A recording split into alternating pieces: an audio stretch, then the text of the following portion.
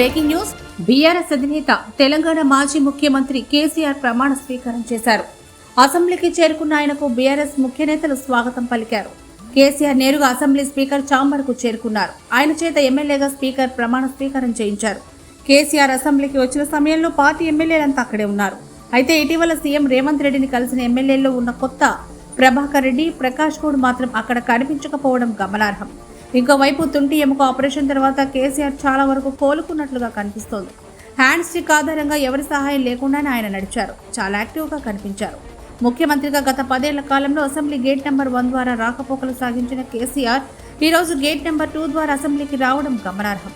తెలంగాణ రాష్ట్రం ఏర్పడిన తర్వాత తొలిసారి విపక్ష నేతగా ఆయన అసెంబ్లీలోకి అడుగుపెట్టారు.